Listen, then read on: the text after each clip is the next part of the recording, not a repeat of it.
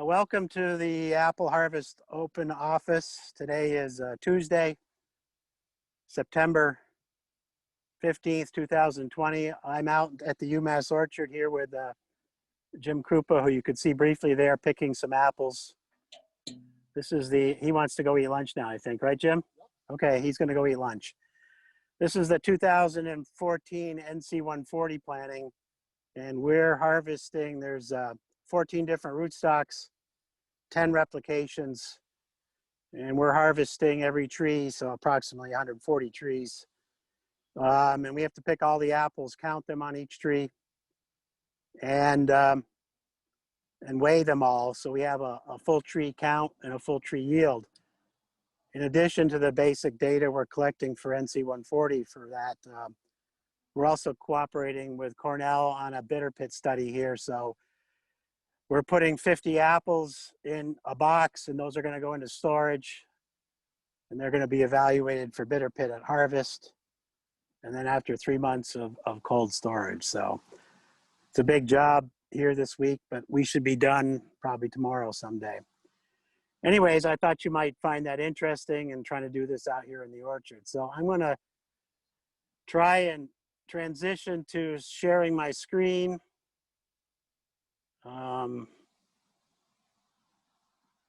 Let me get this going here, and I've got a few slides that will hopefully, I want to turn my microphone on. Okay, hopefully it's there now, and hopefully you're seeing my screen. Share device, audio on. Okay, I'm sharing my screen. I'm going to hopefully get to, and maybe I'd like you can unmute yourself briefly. I'd like a check as to whether you're seeing my screen here okay. Somebody unmute themselves briefly. Tell me whether you're seeing my screen okay. John, I'm seeing your email list. Okay, well, hold on a second. Hang on there with me, Tom. Are you Okay. You seeing my screen now? Yeah. The Apple Harvest Open Office Hour? Yeah, but it's okay. Is that better? Yeah. That's better. Okay, so please remute yourselves so that otherwise if there's any noise, my presentation will go away. All right. Assuming you're seeing this, I already said today's the 15th of September. I always talk about the upcoming weather forecast briefly, not that you already probably don't all know what it is, but you couldn't ask for a much better weather forecast. No rain, reasonably seasonable or cooler than normal temperatures. And I think we're looking at that right through the weekend. So you couldn't really seriously, I don't think you could ask for much better harvest weather. Looking at the outlook for next week, this is the first time I've seen where they're suggesting the temperatures will actually be below normal. Precipitation is still predicted to be below normal. So those of you who have not got much rain, the drought conditions persist. We've actually got quite a bit of rain here in Belchertown over the past few weeks. So the soil is moist. Like I said, I couldn't ask for much better conditions.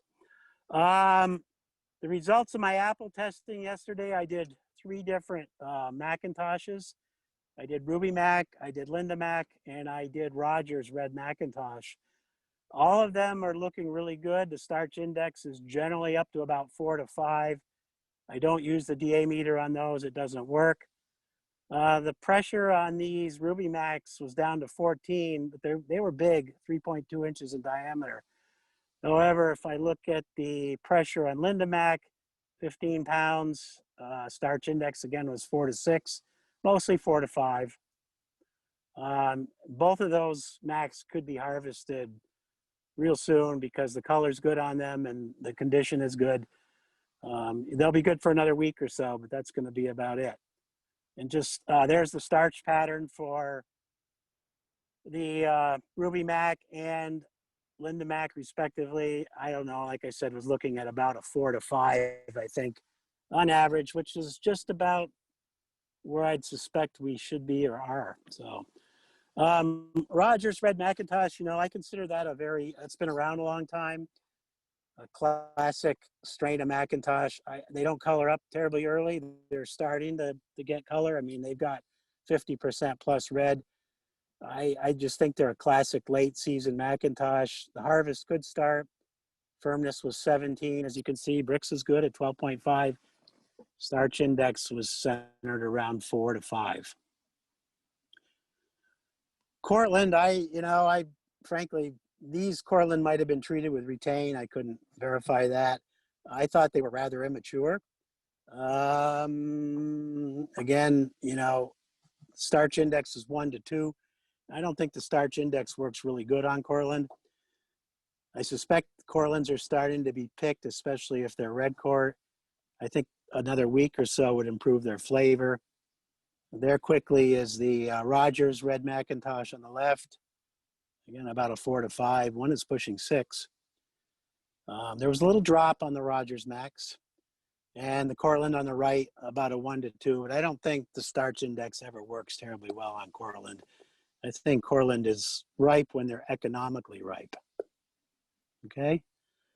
And then I tested some Honeycrisp, actually right out of this NC-140 block that we're picking now. The DA was up at 0.6, which is kind of the start of harvest. Starch index was 5 to 6. Definitely should be picked on color. Probably could use, we're completely stripping the trees because we've got to get the total yield. There's definitely some green fruit on here. I'd say about half the fruit could be picked and have good red color, and another half should be left on the tree for now for another 4 to 5 days, hopefully get some better color. The maturity was variable as usual. There's definitely some rots out here. There's some bitter pit, but it's a light crop overall. Needs to be spot picked. There's a Buckeye Gala. Starch index was variable, averaging about 4. The DA was fairly low. Firmness was still good. Real sweet, 100% red. Really, these Galas should be picked ASAP. These did have a half rate of retain. Don't worry, Dwayne, I didn't take any of your experimental apples. There was some stem cracks showing. I'm not sure if those cracks, I think, started fairly early in the summer, mid to late summer. Really needs to be harvested as soon as possible. And I think on the left is the Honeycrisp starch pattern. That one apple on the upper left, it's an 8. It's probably had a little problem. And then the Gala on the right. But I don't think the starch pattern works really good on Gala. I really like the DA meter for those and just the sweet flavor. So that's my maturity report. We can get back to it if there are any questions or comments. Let me move on. I don't know how many people are on. I don't want to take a lot of people's time. I just quickly, John? I pulled it. Yes. I don't know whether you want to comment now or later on your recording. Yeah, I prefer to comment later. Okay. Well, Okay, I'll fine. keep recording, but I prefer to Okay. comment later because then my slides go out when you talk, Dwayne, okay? So give me a minute. I pulled just some basic storage information for a refresher out of the Cornell Eastern New York newsletter. Donahue and Bazadell. Actually, this was from Craig Kalke's maturity report out of Western New York. But just as a refresher on storage, I really don't know how much storage we're doing these days. I know there's some going on. McIntosh storage, you probably all got that down pretty good. As soon as the firmness drops below 15 pounds, though, you probably want to be thinking about not storing them for very long. Starch index would be 5 to 6 would be the last call for long-term storage. Smartfish does improve storage for McIntosh. It can reduce superficial scald and breakdown. It is recommended. It's not the best. It doesn't work the best on Max, but it's still not a bad idea. But it does increase the risk of carbon dioxide injury. This is mostly for CA storage. I'm not going to go into it in depth. But if the apples are dipped or drenched with DPA, that eliminates the risk of CO2 injury. And Max can be stored at 32 to 34 fairly safely. Honeycrisp, we've talked about this last week. The recommendation, precondition for 7 days at 50 degrees Fahrenheit to help prevent soft scald. Particularly as we move into mid to late harvest of Honeycrisp, this is recommended. Storage temperature should be no lower than 38. If you store lower than 38, realize you might get some soft scald. Keep an eye on them. And preconditioning becomes even more important. Honeycrisp will benefit from Smart Fresh and or our Vista application. I'm not sure anybody stores honeys in CA these days, well, at least in Massachusetts. There may be some going on, but I don't know. Honeycrisp under regular refrigerated storage, if it's treated with Smart Fresh or Harvista and picked at the proper maturity, can go for 5 or 6 months anyways. Gala storage, I won't talk much about this. I already mentioned the starch index is not a terribly reliable indicator. I think that Gala destined for any kind of long-term storage should have been treated with Retain or Harvista to maintain quality in storage. So that's what I have for a maturity update and kind of just some general info I wanted to discuss. Let me exit my screen share or try to. Okay. And I apologize for this because stop screen broadcasting. I don't want to push the wrong button and end the meeting, but I'm on my phone, so this is a little bit sketchy or scary. Russ Peck left. Let me see who's on the call now. Tugas is on. Nishwe is on. Carlson's on. You can unmute yourselves now. And if you have trouble unmuting yourself, let me know. And we can open up the meeting to comments, questions, whatever. Hopefully you all saw my screen recording okay? Yep. Yep. Here I am back on my Gator. You know, frankly, I don't think we could ask for much better conditions. No, now that we're getting cold, yes. I'm sorry, Mo, what did you say? Now that we're getting some cold nights, I'd agree. Yep, some cooler nights. Yep, but no rain in the forecast. Really, if anything, the temperature is going to be below average. Yep. See, it always seems like the past few Septembers, we've had some significant hot spells, but I'm not seeing it this September. So, Good. Like I said, I don't think we could be much better off here. Good.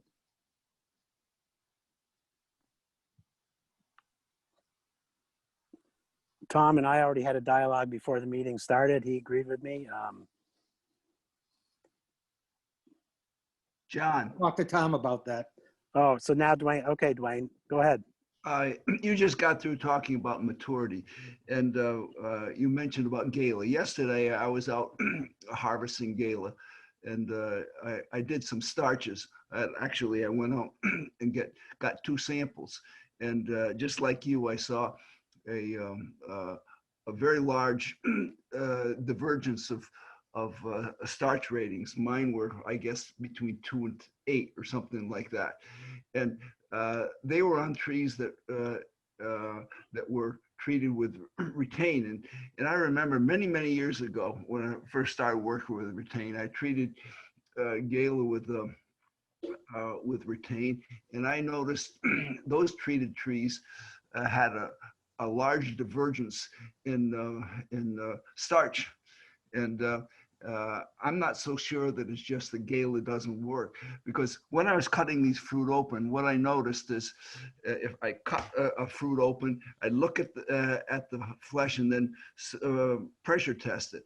The fruit that tested 7 or 8 had a yellow flesh, and I tasted it was very sweet. Those that had a 2 or 3 were white, and they were obviously tart and immature. So I'm just wondering if Retain has, or if anyone has noticed that Retain perhaps brings about diversity in ripening. I've heard other people say it makes it more uniform, but certainly what you saw and what I saw is not uniformity. That's it. You know, I wondered, Wayne, because attended a couple of, I didn't realize, and maybe I should, but so, I understand that retain coverage is really important. If you don't get application near the fruit or in the area of the fruit, for example, maybe the interior of the canopy or whatever, that it doesn't really kick in as well or work as well. It's very dependent on good coverage. So I wonder if some of the variability is perhaps just a result of, let's face it, it's pretty hard to get 100% good coverage when you're spraying. I just wonder. My sampling was very deliberate. I got all fruit that was exposed. I eliminated anything that had any defects on it because I was trying to decide when I should harvest those fruit. And so your point is well taken, but I think I could eliminate that because it was the fruit was really exposed to the sprayer. At least it should have been. I think one of the big issues with picking apples is some of these, like Gala and even Honeycrisp, is just, it's frustrating because unless you let them all get really ripe, which is, then maybe too late to pick, it's hard to pick because you're darn well, you see some apples on the tree that are still green, and then you've got apples that are less green, and it's not easy making those selective kind of harvest decisions typically. Well, particularly on a variety like So Buckeye, which is all red anyway. yeah, it's hard to tell what the background color really looks like. Yeah.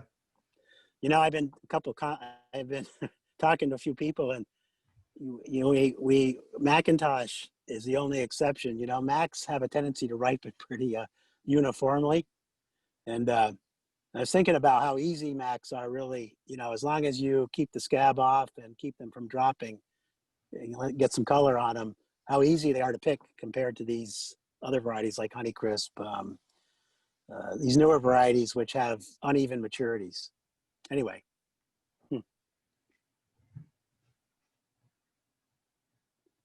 But you're gonna harvest your Gala in the next day or two. I think so. So John, those galas we picked yesterday, those were not treated with retain. And they all looked perfect. And Dwayne, the ones you're talking about had a half rate of retain, I believe. That's right, but that's the highest I would ever go with. Well, Right. unless you want to pick them in October. Yeah. And that's a pretty good shot actually for galas. Yep. Well, we didn't have it, there was no drop issue. They were actually starting to get a little waxy. And that's why we went in and cleaned them out. Well, and that's, Gala doesn't drop typically, and retain is typically used on Gala to prevent them getting greasy or cracking. Well, the other galas got retained, but this block didn't. Okay. Yeah. Okay, John, I gotta go. Bye. Thanks, Tom. Okay, bye, guys. Anybody else got questions, comments?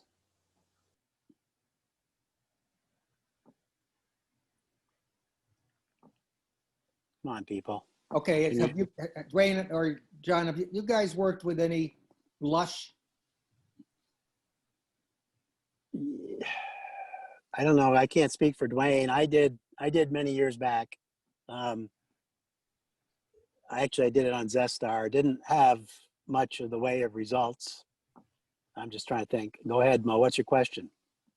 Well, I just put a little bit out. I tried it years ago also and felt the same thing, but I thought I'd try it on some later varieties like Cameo and Topaz and Jana Gold, where if I don't have a red coloring strain, to see if I could kick a little bit more color into them. I didn't catch the question, Mo. Blush, use of blush. Oh yeah, blush. No, it doesn't have a strong reputation for increasing red color very much, and it depends upon the year, I guess. So it's not something you could expect really dramatic difference. Although you can probably pick it up if you harvest fruit in new color, but I don't think that's what you're interested in. Right. Okay. Dwayne, weren't they working on a new formulation that was a little more concentrated or something? Am I dreaming? And I don't know if that's out yet or not. seems to me that they were coming up with a better formulation product that did perform better. But I understand that really, you know, it has some effect, but you gotta see it in the pack out. You really won't see it on the trees, but the pack out will be improved, or so they claim. Yeah, so it's and many people respond to what they see. Yeah, Um, the manufacturer will say, well, you won't see anything on the trees, but if you pick all the apples, you'll see a better pack out based on color. Not huge, but some. I heard a comment from a competitor who tried that product and decided they weren't going to run with it because it didn't work well enough. But Fines apparently saw that there was enough there that they would go with it. So it's, I won't say it's a secondhand product, but it's certainly, the competitor certainly would have run with it if it was something was really dramatic. I won't ask Mo how much it costs because he doesn't know. But anyways, You're right, I don't. yeah. So That's not So my just- part of the farm anymore. I know. Just briefly, a couple new people joined. They may have missed my presentation. The gist of my presentation was that couldn't ask for much better weather. I haven't seen any significant drop to any extent yet, even on apples that weren't treated with retain. I haven't seen much drop. Let's put it this way. Max are, you know, smack dab in the middle of about when they should be harvested. Honeycrisp and Gala should be going strong this week. And the Gala, the red color strains can be pretty much all picked. The Honeycrisp picked based on red color, but probably the second or third pick should happen by early next week. I can't comment on retain treated Honeycrisp, how they're looking, because I'm not sure that I see any here locally. I don't think we're going to need any retain this year, John. I'm just astonished how things are just holding on nicely. I mean, we got through that period of stormy weather in August where we lost some fruit off the trees because of the wind, but now I'm just not seeing any drop going on to speak of. I only said that because our friend from Connecticut has joined us. Oh yeah. I know. Maybe we should talk about NAA application then. Yeah, Harvesta. Or Vista. Anybody notice the smoke? The haze Purple haze. from the western wildfires? I mean, it's a little bit hazy here right now. It actually started to clear off a bit, but I can see it's come back in. All right, you guys, come on. Anybody else? Frank? Is Frank still with us? I lost Frank's audio. Jim? Wargo? You want to unmute yourself and say anything? How are things looking down in Connecticut? Oh, There he is. Oops. Try again, Jim.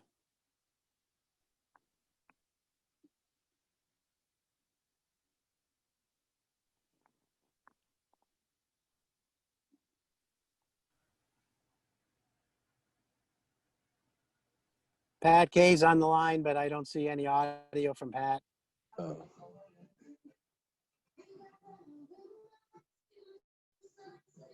hello. Who's that? Oh, it's Jim Jim? Wargo. Yeah, I heard you Hi, call my Jim. name. I got on late. I didn't Well, I hear. just- Yeah, I think, but the bottom line is things are looking really good. Are you seeing anything different? Yeah, no, things are looking good down in Connecticut. Same here. I would concur with what you said here at the end that I heard. We're about to enter some real nice coloring weather here, so that bodes well. I think for getting some good color on some of the things that were slow to start. Yeah, I mean it stuff developed color all of a sudden, but you're right. It kind of seemed to slow down a little bit, but now over the next week. I mean, I would think in a week from now, things ought to be looking real pretty. Oh, yeah. Are you picking your Honeycrisp down there? Yeah, I started first pick on Sunday and still picking Galas and some Ruby Max, but they're small. So just, do you treat your whole orchard with retain? Yeah, I eat it for breakfast too. I do. I don't, not the whole thing. Because I want to get into some stuff early, but definitely on the Galas and the Max, and I do some of the honeys that I want to hold on a little later.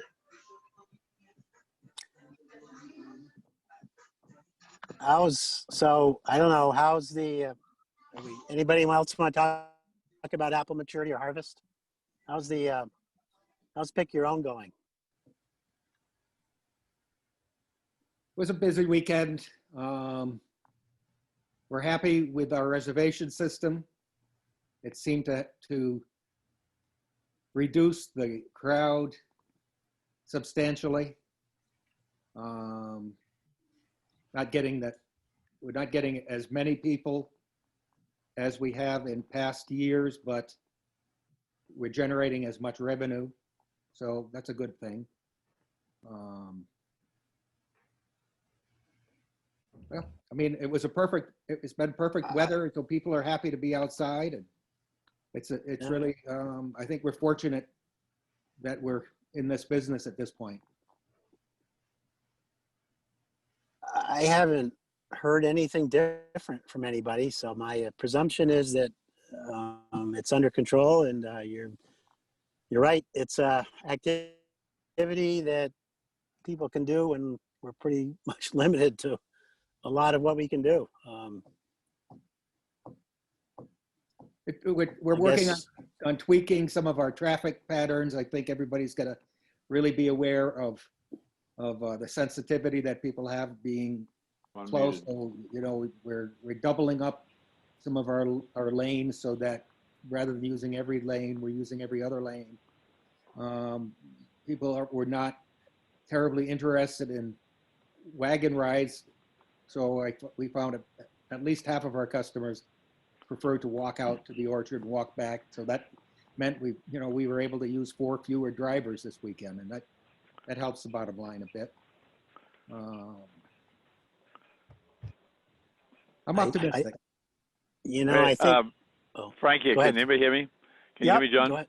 Yep, go ahead. I think I'd have to agree with Mo. Our parking, we limit our parking, so we're down on attendance, revenue's greater, and people are not asking for the wagon rides. After we took the hay out and put planks down, spent a lot of money and put planks down, we haven't used the wagons yet. We don't do a reservation system, so we did get jammed up a little bit, but a police officer is on duty now on weekends and sends them away. We just have to send them away if we get plugged up. So I don't know. Everything's going, I think, well for Pick Your Own right now. It's in our favor, I think, with the weather and everything else. Yeah, I was listening to NPR this morning, and there was the World Health Organization person on. She mentioned the 3 C's, and I'm trying to think of what the third one was, but what people, avoid crowds. So people are going to be leery about big crowds and avoid close contact. Anyways, yeah, I think that's really what's on people's minds is, avoiding big crowds and avoiding close contact. What was the third C? I don't remember. I guess I wasn't paying close enough attention. It was really just a reiteration, John, of crowds. Yeah, that's going to be the going forward. That's going to be for a while. Anyway, well, I'm not going to. I know everybody's busy. I know I've got want to get some lunch before we go back to work. Closing comments, concerns? Let's hope things keep going along like they're going right now. Yes, sir. Yeah.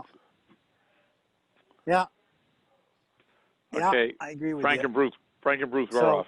Thank you. Okay, good enough. I'm going to end the meeting, I think. Hopefully you don't mind. I recorded all that, but I don't think anybody said anything that they are too embarrassed about. Not too much. Okay, good. Thanks, Chuck. I'll do it next week. I'll be around next week. Next week will be quieter for me. So I'll start a meeting Tuesday and we'll see what happens. Everybody take it easy. Good. Thank you. Yeah. Have a good afternoon.